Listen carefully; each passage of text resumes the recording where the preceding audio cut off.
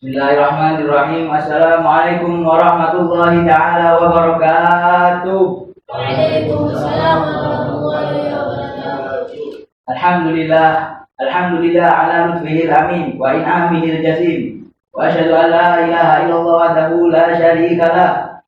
Dzul fadlil azim wa asyhadu anna sayyidana wa maulana wa habibana wa qurrata a'yunina Muhammadan abduhu wa rasuluh.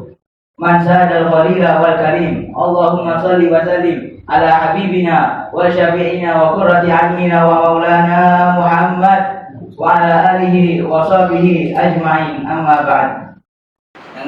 Yang saya hormati Al-Mukarram wal Muhtaram Abuya Al-Habib Shalih bin Ahmad Al-Aidarus, begitu juga para juri-juri kita Al-Habib Abdurrahman bin Husain Ba'abud wal Habib Abdullah bin Abi Bakar Al-Haddad mata'anallahu bituli hayatihi syarifah ma'asihah wal afiyah.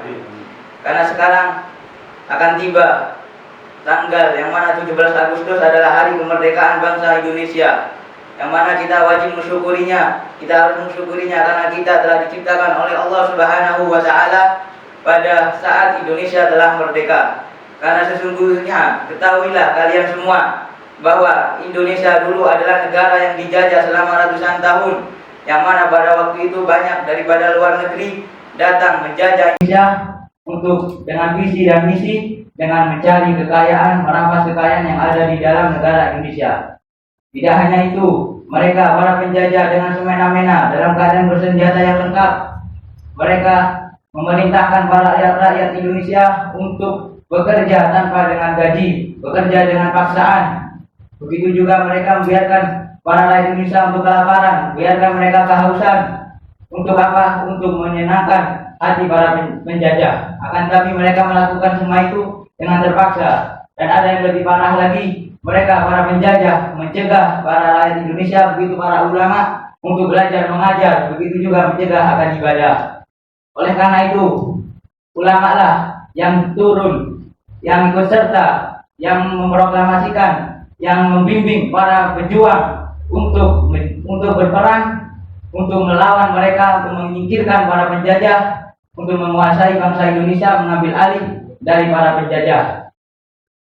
Oleh karena itu, pada waktu itu berperanglah para ulama melawan para penjajah, sehingga pada tahun-tahun berjuang dengan semangat, dengan kokohnya keimanan, dengan kokohnya kekuatan, dengan kokohnya persatuan, sehingga pada tanggal 17 Agustus 1945 Indonesia dinyatakan merdeka. Perlu kita ketahui bahwasanya Indonesia merdeka itu 70%, 80%, 90% itu karena adanya turunnya semangat daripada para ulama. Seperti siapa? Seperti Pangeran Diponegoro, seperti Pangeran Diponegoro yang mana pada waktu itu termasuk sang pejuang yang sangat ditakuti oleh pasukan Belanda. Begitu juga Al-Habib Husain Tuan Batang, yang manakala beliau mengajar selalu dipantau oleh pasukan VOC. Begitu juga Habib Ali Kuitang, Habib Salim bin Jindar, mereka selalu dimonitor dalam mengajar dan belajar dan mengajar para rakyat Indonesia. Makanya pada 17 Agustus kita rayakan dengan kita mengenang mereka semua, dengan kita meneladani sifat-sifat mereka, agar apa? Agar tumbuh cinta di dalam hati kita kepada mereka. Sesungguhnya Rasulullah SAW bersabda, "Al-mar'u ma'aman ahab." Sesungguhnya seorang itu akan berkumpul bersama orang-orang yang dicintainya. Dan hadis ini dijabarkan oleh Syekh Al-Imam Hasan Al-Basri. Beliau mengatakan di dalam kitab Fawaidul Muhtar, "La ya ibna Adam, wahai cucu Nabi Adam, la yaghurrannaka qawlu man yaqul." Janganlah kau terpengaruh, tertipu dengan ucapan orang yang mengatakan al-mar'u ma'aman ahab. Sesungguhnya seorang itu akan bersama orang yang dia cintai. Fa inna lan tarhabal abrar illa bi'amalihim. Karena sesungguhnya kalian tidak akan berkumpul, tidak akan menemui mereka kecuali kalian mengikuti ajaran-ajaran mereka, mengikuti amalan-amalan mereka. Fa innal yahuda wan nasara yuhibbuna anbiya'ahum. Karena sesungguhnya Yahudi dan Nasara itu cinta kepada nabi-nabi mereka. Walaisu ma'ahum, akan tapi mereka tidak berkumpul bersama mereka. Karena apa? Karena mereka mencintai tanpa tidak mengikuti amalan-amalan mereka, begitu juga ajaran-ajaran mereka, sehingga Yahudi dan Nasara berjalan menuju kesesatan. Dari sini kita harus mengambil bahwasanya kita harus senantiasa meladani ulama-ulama yang telah berjuang untuk kita, yang memiliki jasa yang sangat besar kepada negara kita, sehingga kita bisa merasakan pada negara yang sekarang ini. Oleh karena itu, kita teladani mereka, kita ikuti ajaran-ajaran mereka, kita ikuti akhlak-akhlak mereka, supaya kita akan cinta pada mereka dan kita dikumpulkan oleh Allah Subhanahu wa taala dalam keadaan mati bersama, dikumpulkan bersama mereka. Semoga Indonesia senantiasa dijadikan merdeka oleh Allah Subhanahu wa taala, dijadikan negara yang adil dan makmur, dan supaya dikumpulkannya kita dengan para ulama-ulama yang telah mendahului kita. Wa hadza minni wa lakum. Assalamualaikum warahmatullahi wabarakatuh.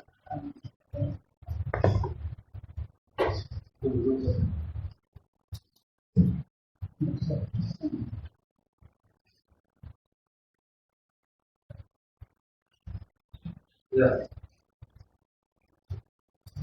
Hafidhah Ilham Hasani, ya ini seperti dia penampilannya, ya sudah bisa dijelaskan. Dari sisi waktu juga kamu lebih memanfaatkan waktu daripada yang lainnya. Ya saya hitung tadi 6 menit, hampir 7 menit, kurang berapa detik lagi 7 menit, dan itu bagus. Dan dari sisi penyampaiannya juga saya ucapkan barakallahu fiik. Ini cara penyampaian yang tenang, ya. Saya ini sempat menunggu kapan ini. Saya berharap itu dari para protestan ini menyampaikan entah dari Al-Quran, mengulik Al-Quran atau hadis, dan ternyata terjawab sudah. Dia menyampaikan hadis dan dia menyampaikan makna dari hadis tersebut, dan itu luar biasa bagus sekali. Saya ucapkan sekali lagi barakallahu fiik. Dari sisi materinya padat, dan sisi time manajemennya waktunya juga pas. Jadi dari saya. Jadi ini salah satu inilah ya, apa istilahnya, kalau dalam sepak bola itu papan atas ya, ada beberapa kandidat. Jadi saya berharap nanti dari kontestan selanjutnya ini bisa menyaingi ini peserta ini, Ilham ini ya. Saya berharap itu dari saya. Dari sisi motiva bagus, dari sisi materi padat, jelas, dan juga ada hadisnya yang dikulik lagi. Sisi sejarah pun juga sudah disampaikan. Cara penyampaian ke audio itu juga luar biasa. Barakallahu fiik. Itu dari saya.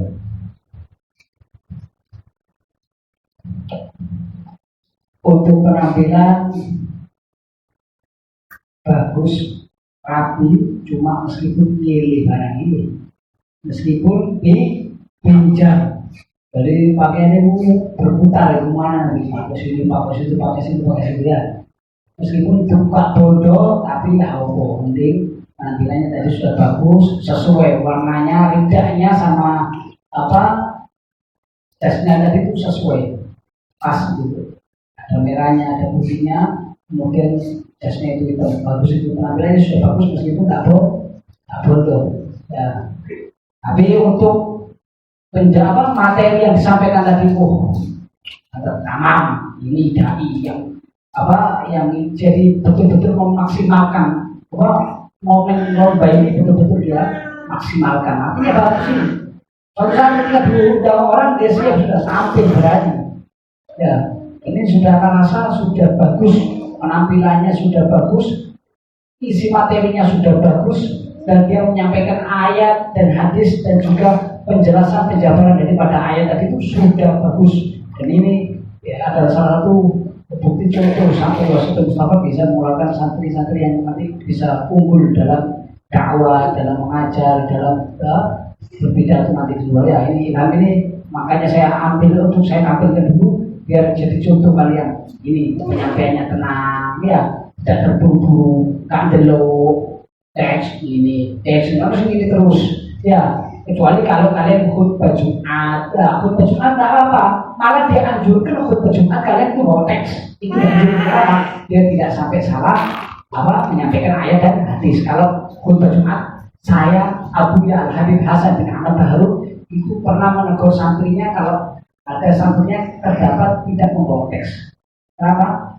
Itu ditakutkan nanti salah di dalam menyampaikan ayat dan al-ahadits, yaitu penting ya. Kalau khutbah Jumat kalian usahakan itu lebih ikhtiar, berhati-hati bawa teks. Kalau khutbah Jumat, kalau ceramah usah sudah cukup, sudah bisa ya. Kalau khutbah Jumat jadi usahakan ikhtiar daripada kehati-hatian dibawa teks ya, terutama di dalam menyampaikan ayat dan hadis-hadis Nabi Muhammad. Ini anak rasa ilham ini sudah bisa dikatakan salah satu macam ya, macam singa beliau-beliau pondok ini, bukan beliau ya, singa beliau-beliau pondok ini sudah boleh nih. Nanti nggak tahu ini siapa selanjutnya ini saingannya beliau, nggak tahu siapa, apa tetap kayak sama kayak dulu Said Ahmad nggak tahu.